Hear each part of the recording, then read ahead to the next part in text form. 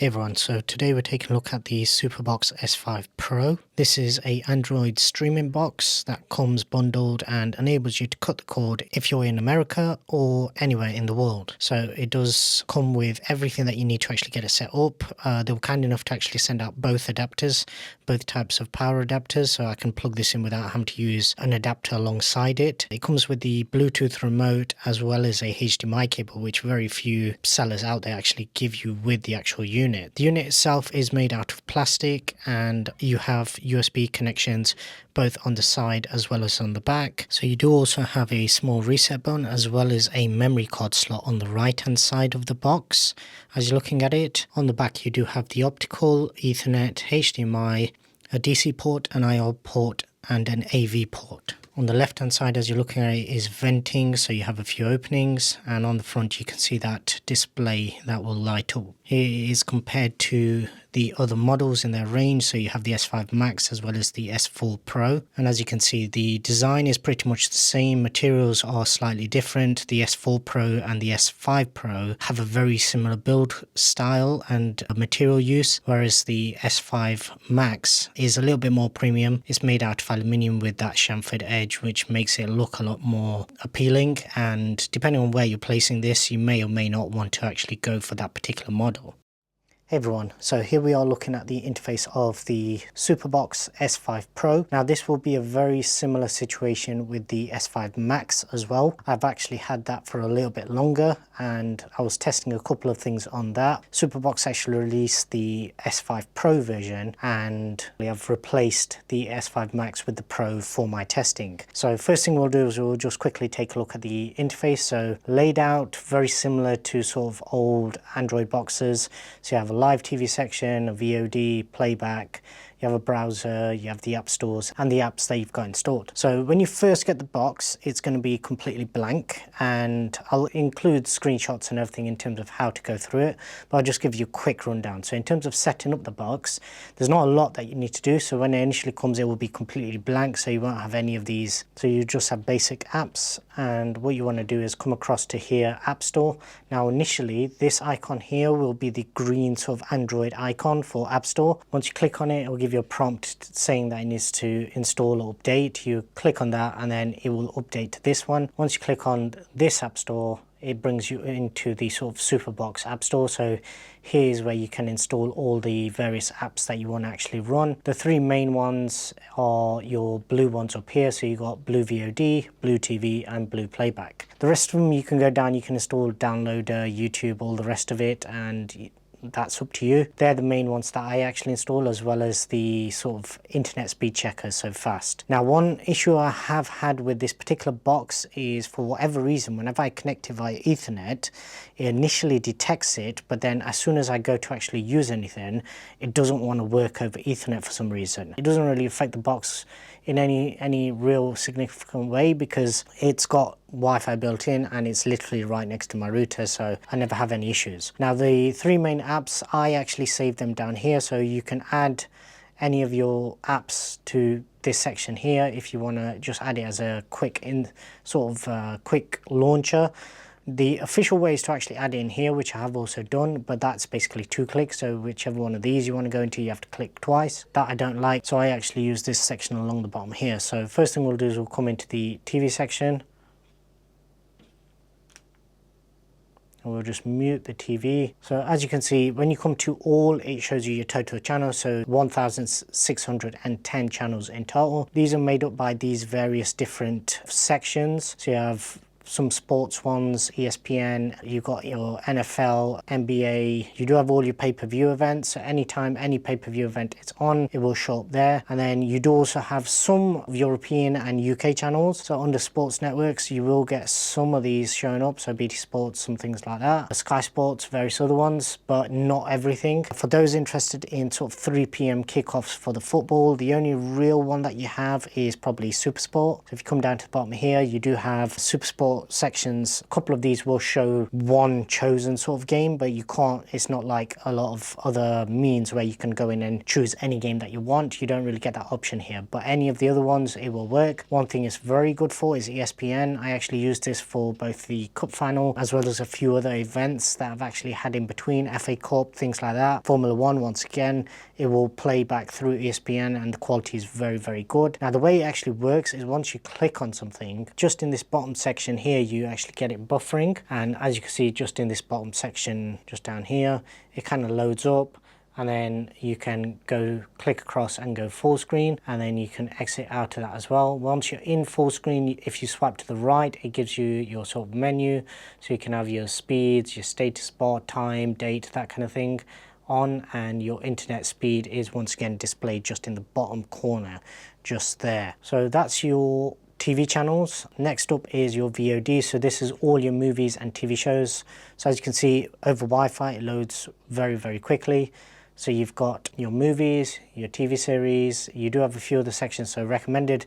This will update if you actually watch anything. I'm not really watched anything on here, so it's not really updating much for me. Newest is obviously whatever's been added recently, and then you do have movies and TV sections. Now, I did mention this on the S4 Pro review that I did, where I don't like the sorting system. So it doesn't really have anything where it sorts it very well, so you can sort of search by genre, or you can come across to this section filter and you can add multiple sort of filters, but even still it's not really very intuitive in terms of how it adds it. There's no option to sort by sort of ratings, so as you can see there, it does have IMDb ratings for various different movies and TV series. Not everything will have ratings, so a lot of the Netflix stuff, if it's produced and made by Netflix, then a lot of times it doesn't actually have a rating, but most of the stuff will have it, but it doesn't actually give you the option to sort by that. So that's the movies and TV series. Setting wise, there is no update at the moment, so that is what it is.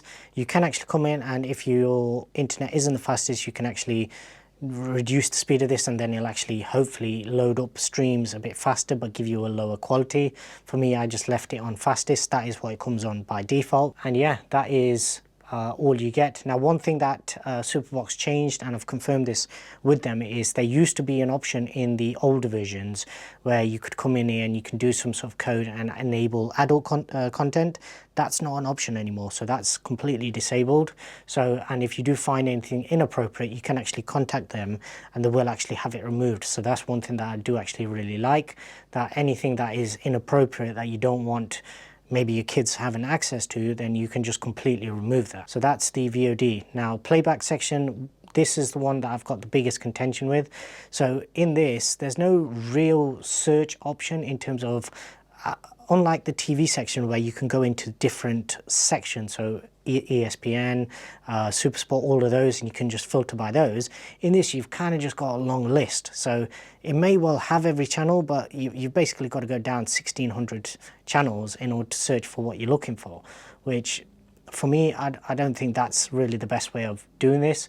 I wish in this section, if they actually had something where you could just swipe to the left and do the same thing, so you could actually search for various sections and watch whatever you want. I've never really made use of this. If I don't watch something live, generally I'm going to use other means. So I'll either download it or something like that, or stream the content. So that's not really a big deal to me, but that's something that you need to just bear in mind. Now, the final thing is obviously this is an Android box, so if you wanted to, you could actually come in and install whatever apps that you want. As I said, you can actually install Downloader as well as a few APK installers, so if you want to just download the APK and do it that way, that should work as well. Not every app probably will work, but most will work generally quite well. I am making use of a third-party remote. If you do use the original remote, it does have a sort of mouse function, but you are still using the controller to actually make use of that. So it's a lot of times, say for example, you use something like, I know it's out of date now, but MovieBox, where it's designed for a tablet interface. It doesn't necessarily work that well on a sort of set-top box because it's relying on a touch interface in order to swipe and select things. So yeah, you can install them, but to be honest, I mean, if you're buying this box, these 3 apps will cover most stuff. If you do have any additional ones that you want to install, maybe an IPTV player just to have it on the same device, you can do that as well, just for additional channels, but there isn't really any necessary need for it. Just at the bottom section here, you do have all your settings. So these will be similar to the previous version. So obviously it dives into your actual system settings. One thing that I do every time is I actually set it manually for date and time to make sure it gets your location right. And the other thing is your video settings, because I think out the box it'll actually come set up for 1080p. But you can actually go in and you can change it to HDR, you can force it to a certain resolution, and various other settings that you'd like to actually use. Next to that, you have your file system. So I did actually mention previously on the S4 Pro video that this potentially could go in and actually access network shares. Unfortunately, on that device, it didn't actually work. On this one, once again, because of an access issue, it doesn't necessarily work. So it'll show up, but it won't actually give you access. It can't find anything because it doesn't actually have permission to actually go in and find those particular files. So with local storage, if you do, obviously, as the sort of unboxing section showed, you do have various USB ports on it, so you can actually plug devices into it and they will work, but you can't access network shares unless you actually go in and give permission via those whatever it is, so via your NAS drive, for example. Next to that, you have your sort of cleanup. So this is just clearing any cache. If you do have any issues with any of the apps, come in here, clear it, and then if you then load it up again, most of the time it'll work. This is just a shortcut to your speed test, whichever app you've got installed. So this will literally just open up a web page with that same fast speed checker. If you want to uninstall any apps, you can use the bin icon. Next to that, if you do want to make use of the voice function, you can do that. I've never really found the need to do that, so I've not really made use of this. You do have instructions in terms of how to set that up if you use the original remote. Once again, because I'm not using the original remote, that's not really of any use to me. Next to that, you have your shortcut function. So if you do want to make use of any of the bottom shortcut keys on the remote, you can use that and set them up here. And the final one is any sort of customer support or issues that you have. It gives you links to the app as well as a WhatsApp contact as well. So that's the overview of the actual box itself. One thing I will say compared to the S4 series is as soon as you jump to any of the S5, so be it the Max or the Pro, both of them perform significantly faster. So you will actually notice that when you're actually going through the UI, as well as when you're using these 3 apps in particular, everything is a lot snappier and everything just works a lot better. The previous versions used to hang a little, whereas this one seems a lot snappier and more up to date. So that's something, if you're on the fence between getting an S4, an S3 or one of the newer S5 models, I would highly recommend that you pay the extra and just go for the S5 instead. There are a few bugs and I'm sure they'll get them worked out over time, but for what you're getting in terms of the day-to-day user experience, the S5s are definitely significantly better than the S4 series. Not that the S4s were bad, because they're quite simple devices, and once you've got any of these 3 apps opened up, they will work regardless. But having that just half a second snappier response in all of these kind of apps does make a significant difference, and I think day to day you'll actually appreciate having spent the little bit extra and getting the snappier response in exchange. So yeah, that's my overview and a review of these S5 Pro, and basically you may as well call the S5 Max the same thing. The only difference between the S5 Pro and the Max was the design. So that's my review of the S5 Pro. I would highly recommend this to anybody that's after live TV and sports in the US. This is designed primarily for the US. You can use this anywhere in the world, but for the US in particular, this is a fantastic alternative if you want to actually cut the cord and just get rid of all those monthly bills. Just make a one-off payment and that's it, you're done. It's ready to go. Any issues, you have them there so you can contact them. They do update channels, they do constant support. You do have a function on the live TV section where you can report individual channels, but if any major issues, you can just get in contact with them and generally they'll get back to you quite quickly with some sort of resolution. I will, as always, have links to everything in the description below. I'll have a link for both the S5 Pro as well as the S5 Max. If you do want to see a separate review on the S5 Max, then leave me a comment and I'll do a sort of comparison between the 3. Essentially, the S5 Pro and the S5 Max are basically the same thing, just in a different body. So if you want the more premium design, then go for the S5 Max. If you want to save a little bit money and get pretty much the same product, then the S5 Pro is the one you want to go for. If you haven't already done so, please do subscribe and turn on notifications, and I'd really appreciate if you can give this video a thumbs up as well. Until the next one, thanks very much for watching.